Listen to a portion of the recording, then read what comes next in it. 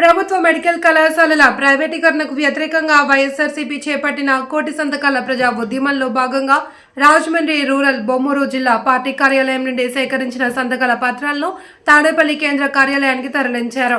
ఈ సందర్భంగా జిల్లా వైఎస్ఆర్సీపీ అధ్యక్షుడు వేణుగోపాలకృష్ణ మాట్లాడుతూ కూటమి ప్రభుత్వం మెడికల్ కళాశాలలను ప్రైవేటీకరణ చేయాలి అన్న ఆలోచనలను ఎట్టి పరిస్థితుల్లో జరగనివ్వమని, వైఎస్ జగన్ ఆదేశాల మేరకు జిల్లా వ్యాప్తంగా 4.5 లక్షల సంతకాలు సేకరించామని తెలిపారు. పేదవాడికి వైద్యం అందాలంటే వైద్య కళాశాలలు ప్రభుత్వం ఆధీనంలో ఉండాలన్నారు. ఇది ప్రారంభం మాత్రమేనని, ప్రజా వ్యతిరేక విధానాలపై ఉద్యమాన్ని మరింత తీవ్రతరం చేస్తామని హెచ్చరించారు.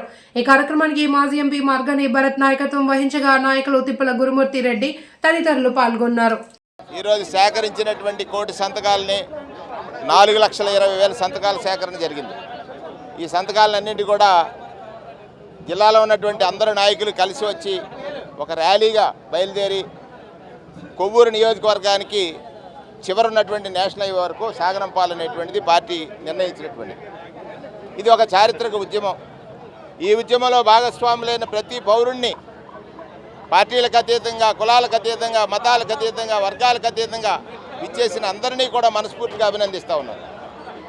ప్రజాస్వామ్యంలో ప్రజలు ఎన్నుకున్నటువంటి పాలకుడు ప్రజాభిప్రాయానికి వ్యతిరేకంగా నిర్ణయాలు కనుక చేసినట్లయితే ప్రజా ఉద్యమాల ద్వారా మాత్రమే వాటిని నిరోధించగలమని, ఆ నిరోధించే క్రమంలోనే ఈరోజు తూర్పుగోదావరి జిల్లాలో 7 నియోజకవర్గాలకు సంబంధించిన కోటి సంతకాల సేకరణే ఒక ఉదాహరణగా ఇవాళ నడుస్తున్నటువంటి ఈ ప్రభుత్వ కపట నిద్రని నేపడం కోసం కళ్ళు తెరిచి చూడమని, ప్రజాభిప్రాయం ఏ విధంగా ఉంది, మీరు మీ నిర్ణయాన్ని ఎలా ఎందుకు వెనక్కి తీసుకోవాలనే దాన్ని తెలియజేయాలనే ఉద్దేశంతో ఇవాళ ఈ కార్యక్రమం చేపట్టడం జరిగింది. ఖచ్చితంగా ఇది ఒక ప్రజా ఉద్యమం. ఇక్కడి నుంచి బయలుదేరి కొవ్వూరు వరకు ఈ ర్యాలీని తీసుకువెళ్ళి నేషనల్ హైవేలో అందిస్తామనేటువంటి మాట ఈ సందర్భంగా మనవి చేస్తా ఉన్నాం. రాష్ట్ర వ్యాప్తంగా వైఎస్ఆర్ కాంగ్రెస్ పార్టీ జన ప్రపంచం కనబడతా ఉంది. 175 నియోజకవర్గాల నుంచి లక్షల సంఖ్యలో ప్రజలు కదం తొక్కి ఇవాళ రోడ్లపైనకి రావడం జరిగింది. మనం చూసినట్టయితే రాష్ట్ర వ్యాప్తంగా జగనన్న ఇచ్చిన పిలుపు మేరకు 175 నియోజకవర్గాల్లో ఉన్న ప్రజలందరూ కూడా మరి ఈ మెడికల్ కాలేజీల్లో ప్రైవేటీకరణ వ్యతిరేకిస్తూ పెద్ద ఎత్తున ఉద్యమము చేపట్టడం జరిగింది. ఇవాళ ప్రజలందరూ కూడా కోటి సంతకాలు పైమాటే ప్రజలందరూ కూడా ఈ చంద్రబాబు నాయుడు గారు తీసుకున్న ఈ నిర్ణయాన్ని వ్యతిరేకిస్తూ ప్రైవేట్ కాలేజీలు చేసే దానికి లేకుండా ఇవాళ ప్రభుత్వ పరంగానే ఉంచాలి అని చెప్పి నిర్ణయం తీసుకోవడం. ఈ చంద్రబాబు నాయుడు గారు 40 సంవత్సరాల ఇండస్ట్రీలో ఒక్క మెడికల్ కాలేజ్ కూడా తీసుకురాని దౌర్భాగ్య పరిస్థితుల్లో ఈ చంద్రబాబు నాయుడు గారు ఉన్నారు.